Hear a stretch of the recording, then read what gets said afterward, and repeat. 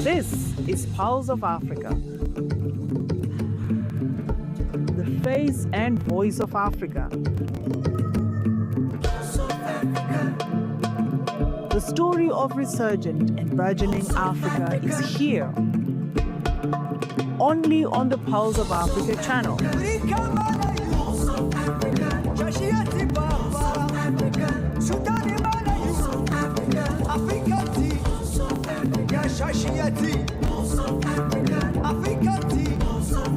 Pulse of Africa, the face and voice of Africa.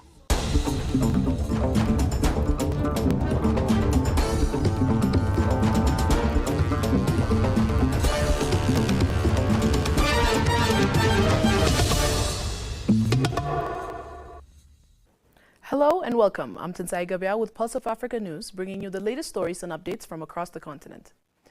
African leaders called for regional-led efforts to take the forefront in resolving the crisis in the Democratic Republic of the Congo, with international initiatives playing a supporting role. The call was made at a one-day regional summit in Uganda's Entebbe, which brought together leaders and envoys to address the rapidly worsening security situation in eastern DRC and its spillover across the Great Lakes region. Uganda's Minister of State of Foreign Affairs, John Malumba, said participants agreed that the East African community and the Southern African Development Community should spearhead peace efforts to address the escalating conflict. We have agreed that whereas we have initiatives such as the Doha and Washington peace process, the region must take center stage, and the region we are talking about is the EAC and the SADC, Mulimba said. According to Mulimba, the summit also directed that its communique be revised within 10 days, with a follow-up meeting to be convened with 2 weeks to incorporate a proposed regional peace framework. In a statement issued during the summit, Rwanda said there was no need to establish new peace mechanisms, arguing that existing frameworks were sufficient to resolve the decades-long conflict. Rwandan Foreign Minister Vincent Biruta said the main challenge lay in the lack of implementation of agreements already reached. He described the Washington Accord with the Doha peace initiatives as the most viable frameworks for addressing both the internal and regional dimensions of the conflict.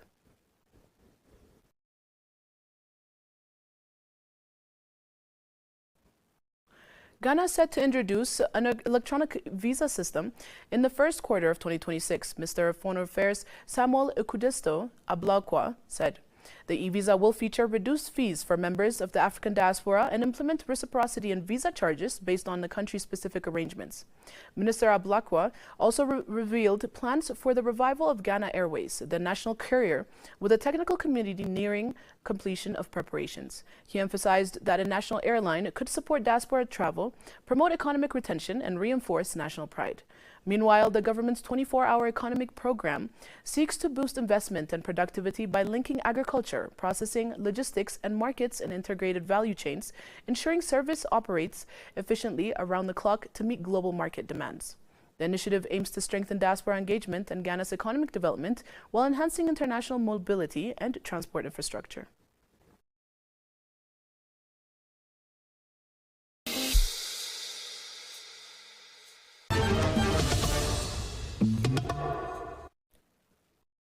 Tanzania and India have signed a landmark agreement to strengthen cooperation in the health sector with a focus on developing and regulating traditional medicine.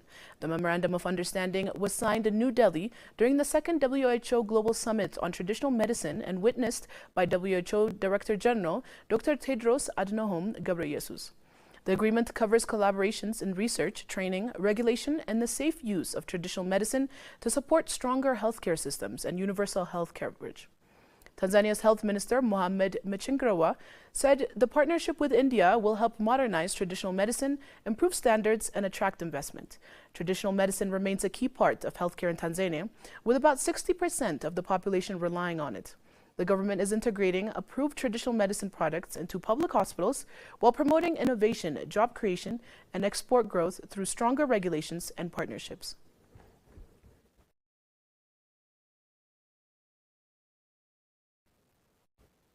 Angola is positioning itself to benefit from growing global demand for critical minerals such as lithium, cobalt, and rare earth elements, which are essential for clean energy technologies and digital infrastructure. With demand projected to rise sharply by 2050, the country's vast mineral resources present a major opportunity for economic diversification and industrial growth.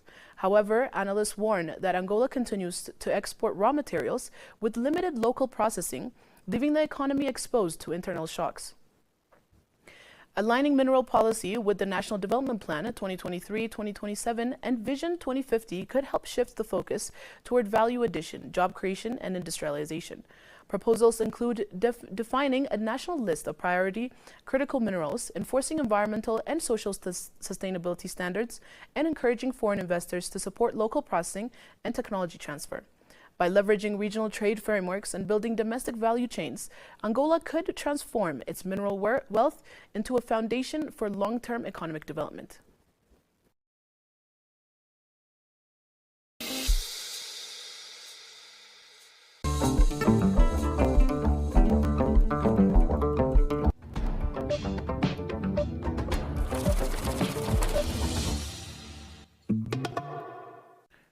Moving on to business news, Harris Energy Limited has finalized a $750 million financing agreement with an African Export-Import Bank to accelerate its growth and strengthen energy efficiency across its operations. The agreement was signed in Abuja by Chairman of Harris Holdings, Tony Elumelu, and African Bank and Board Chairman, Dr. George Ilombi. Ilumelu described the deal as a clear demonstration of African capital working for African businesses, praising African Bank as one of the continent's most impactful financial institutions. He urged African business leaders to maintain strong performance and accountability to sustain the confidence of financial partners. Dr. Ilombi reaffirmed Africsam's commitment to supporting Africa's energy sector, disclosing plans to establish a dedicated energy bank to manage and expand its energy portfolio. Harris Energy's Executive Director and Chief Financial Officer, Samuel Nwanze, said the funding would position the company for its next phase of growth, both organically and through acquisitions.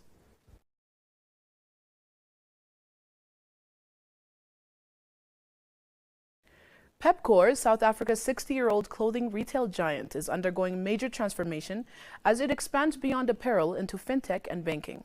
The group posted record profit growth in its 2025 financial year, with earnings boosted by strong margins and rapid growth in its financial services business. While Pepkor remains dominant in value in children's clothing through its 6,000 store network, fintech has emerged as its fastest growing and most profitable division. The company has now received regulatory approval to launch a new bank supported by its acquisition of fintech firm Cloud Badger, with product details expected in 2026. The move positions Pepkor to compete in South Africa's underbanked market and marks a strategic shift from traditional retail to broader retail financial service models.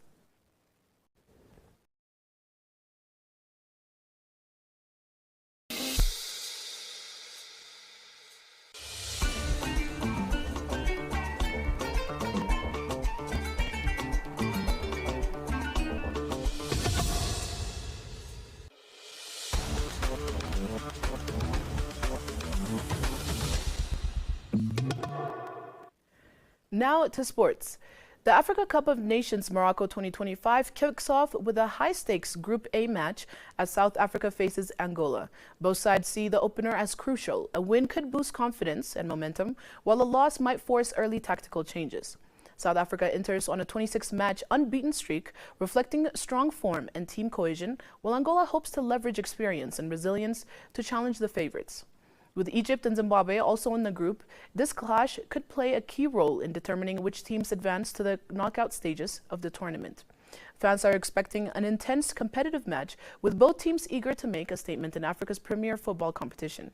The 35th edition of the Africa Cup of Nations opened on Sunday. Host nation Morocco kicked off the tournament with a 2-0 win over Comoros at the Prince Moulay Abdallah Stadium in Rabat.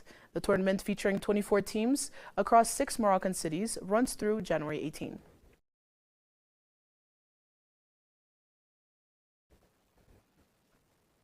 Morocco and Paris Saint-Germain star Achraf Hakimi has received FIFA's The Best Starting 11 trophy at Mohammed VI Football Complex.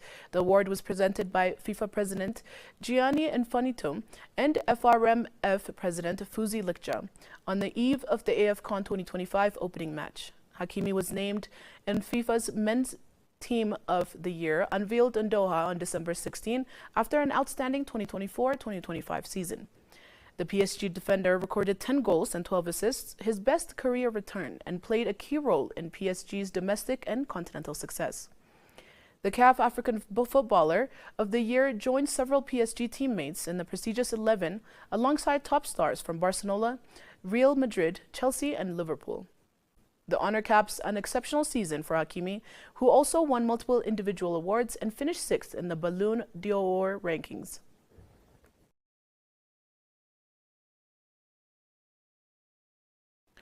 Next, let's check the current weather forecast.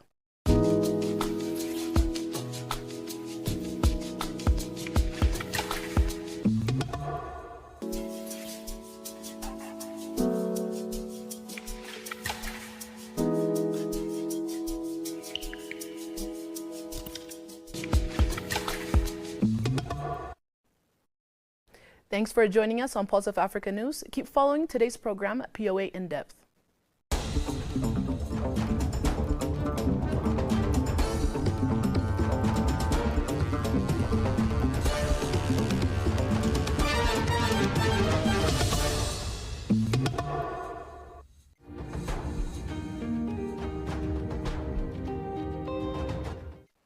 Welcome to our discussions on the evolving geopolitics of the Horn of Africa and Ethiopia's emerging role on the regional stage. As the region faces complex challenges and opportunities, Ethiopia is increasingly asserting itself as a key player. Today, we explore the major dynamics shaping the Horn of Africa, Ethiopia's rising diplomatic influence, and the strategic priorities guiding its regional and global engagement. Hello and welcome. I'm Gamanti Samandida, your host, joined by Mr. Nabiyu Sehul, Director General of the International Relations Directorate of the Prosperity Party. Stay tuned. Mr. Nabiyu, welcome to our program, and I'm so happy to have you here in our studio to have this discussion. Thank you for coming. Thank you very much for having me to discuss on this important topic. Thank you too. Well, I just would like to begin with the dynamics that interact in the Horn of Africa. We know we have, of course, regional conflicts, cross-border issues, foreign influence from global powers, etc. And this region is known to be, so complex in many ways.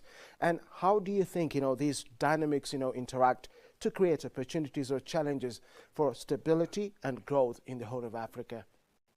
Well, first of all, I would like to extend my appreciation to the channel, to the POA. I think nowadays POA is becoming one of the prominent media channels in Africa. The institution is not only airing Ethiopia's agenda, but also Africa's and the rest of the world. So I would like to express my gratitude for your great service.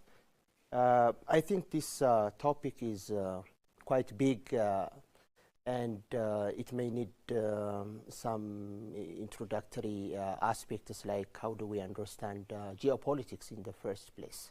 Well, geopolitics deals with how geography influences politics.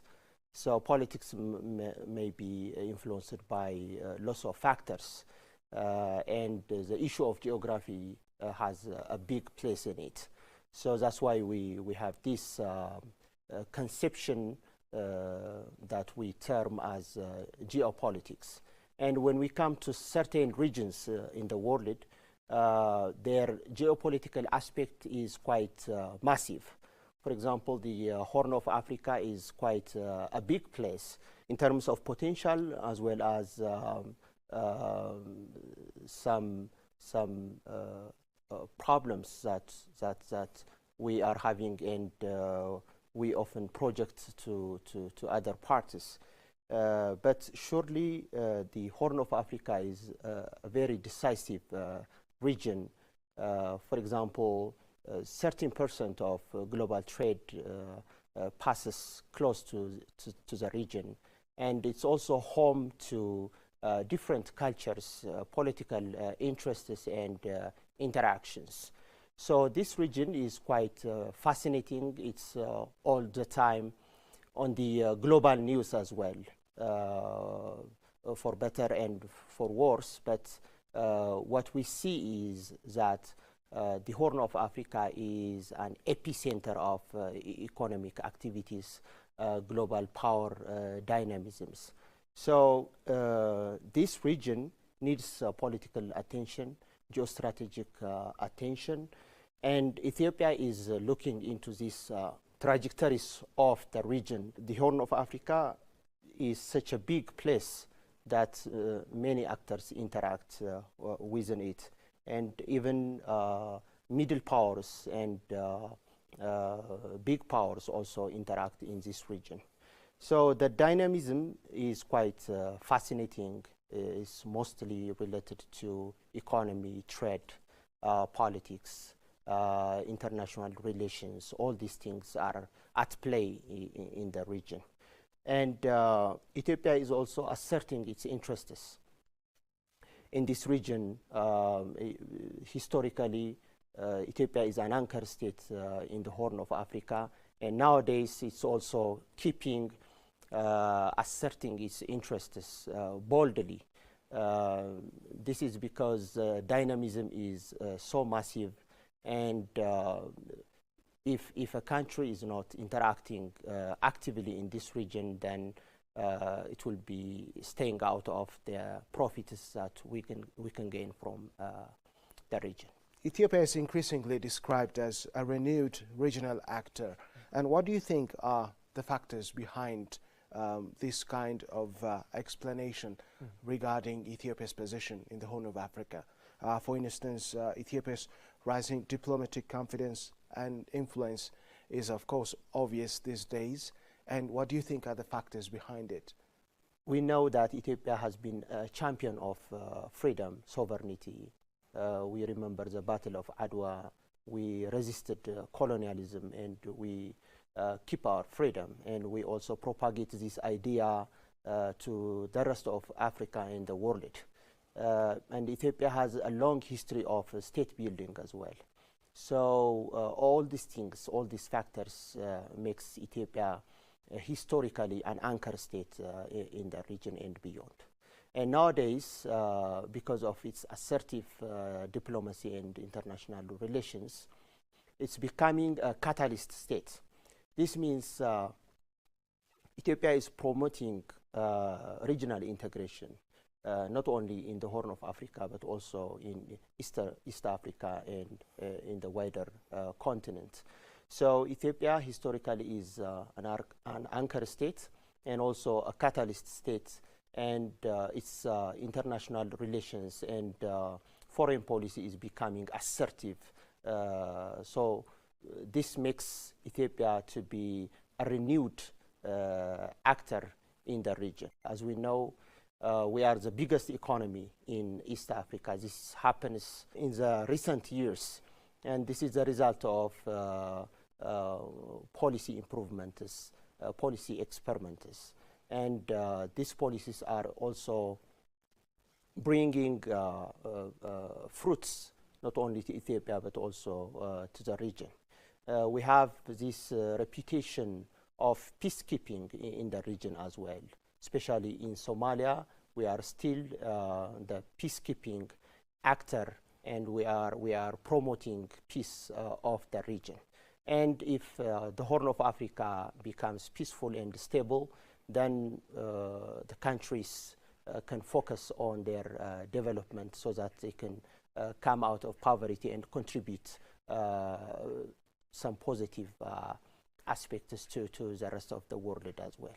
So Ethiopia is becoming a renewed regional actor because of its renewed policy, and this is realized by the philosophy of Madamar.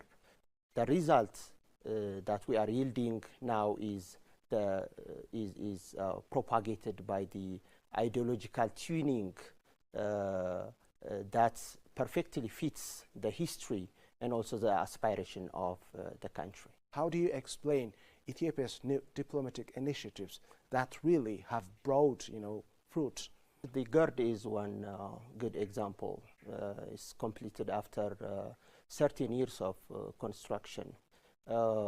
We don't only champion a national project, but also a diplomatic one, because the GERD has been facing some oppositions, so they are not reasonable, but we have been facing a lot of diplomatic pressure from some actors, but we withstood that and constructed the biggest dam in Africa, and this means a lot, not only to Ethiopia but also to rest of Africa, and that's why we also dub it as the second Adwa victory.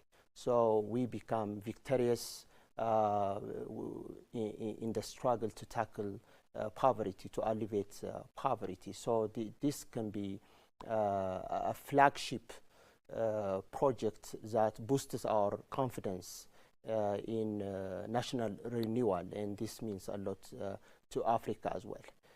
Also, we joined the BRICS. This widens our international relations, and this also boosted Ethiopia's capacity to integrate with the world.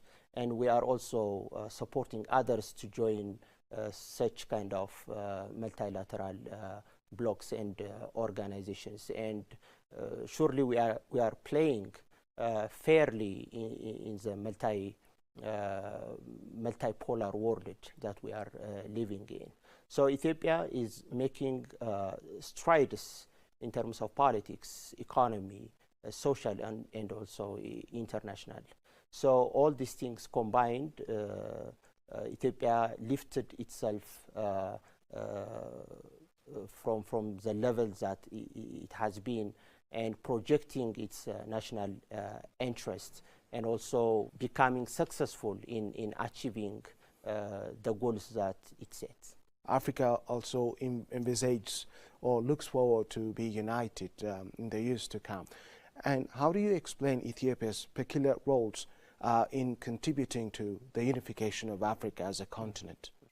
Ethiopia historically has been a champion of African unity, African freedom, sovereignty, and it's keeping its role in this renewed era as well. Others are also contributing to this. Ethiopia's role is quite big and visible, and other African nations are also doing the same. So the issue of unity of Africa is something that will be realized in the near future.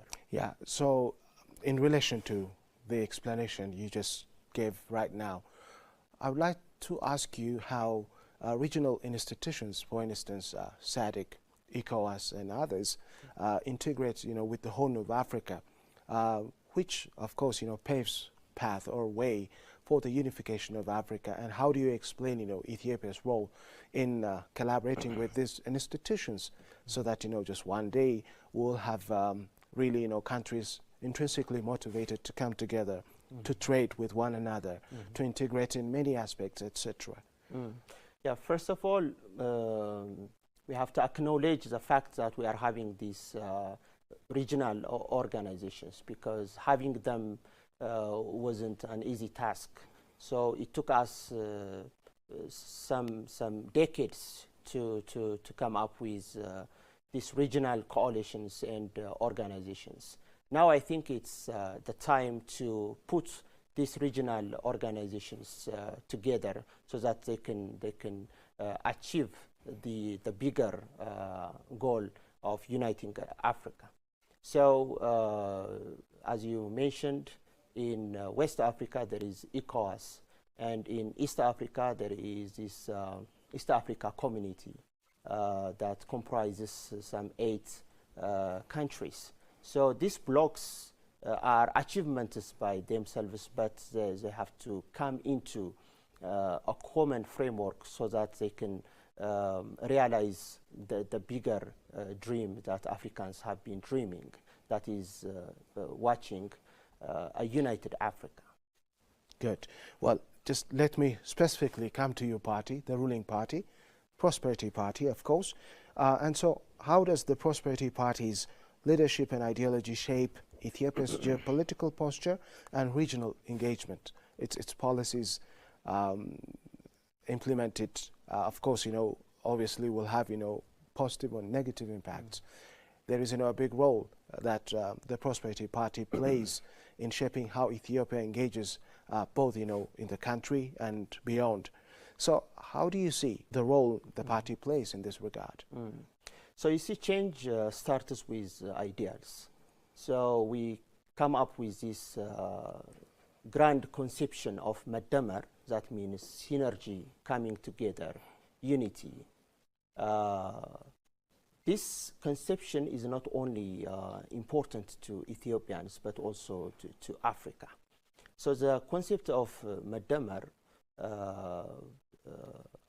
needs to realize a united people, a united effort, so that we can achieve our development goals that we set. And this can be quite useful to integrate Africa as well. So the Madamar philosophy is uniting Ethiopia, and it's also having the aspiration to unite Africa. So the Madamar, one point about it is it's a homegrown idea. Synergy, in other words. That is a meaning. Yeah. So it's a homegrown idea, and this is also a departure, because African politics used to be influenced by outsiders, and nowadays we are becoming self-sufficient in terms of ideas and also practices. The GERD is another example. It's a symbol of our self-reliance. We haven't taken a dime from an external actor to build the dam. So these are not only infrastructures, but also a part of nation building. So the Prosperity Party is also one of the organizations that are enabling Ethiopia to become a regional actor. And this means a lot to Africa as well. When you just look, ahead from now, how do you think, Ethiopia's strategic priorities in the Horn of Africa should play, especially in connection to, BRICS member countries? How should the Ethiopian government, including the Prosperity Party, deal with these actors, BRICS member countries, and of course, what kind of strategic priorities should be put in place for Ethiopia and the Prosperity Party to succeed in their goals? Political parties have a huge place, because we had organizational deficits in the previous years. So especially Prosperity Party is such a huge party. It has 16.5 million members. So this makes it to be the biggest party in Africa.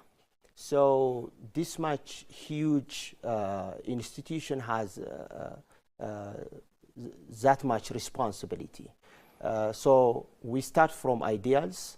We establish organizations like the Prosperity Party, and then we relate that with state policies, specifically the foreign policies, and we use also the historical background of the country as a leverage, and we continue on nation building. We are keeping on participating in bilateral and multilateral relations.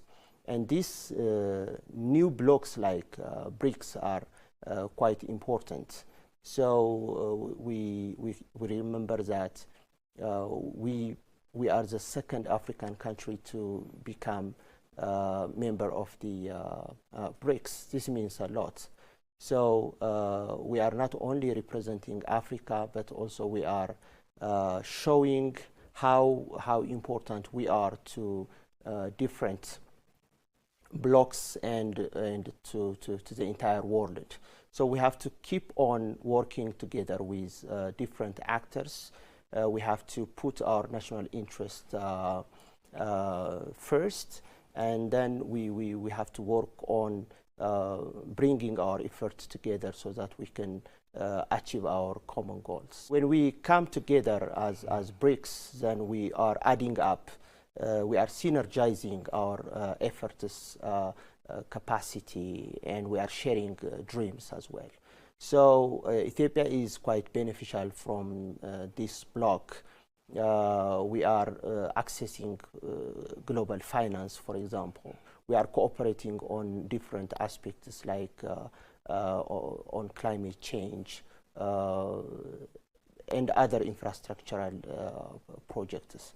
So we are becoming powerful because we are adding up our efforts and we are sharing our dreams. So the membership of Ethiopia is quite important for its development and international relations.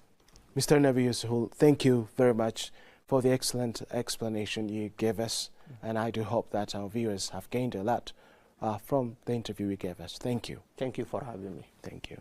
Viewers, thank you very much for joining our program today, which ends right now, and next time we'll come up with new edition. Until then, goodbye.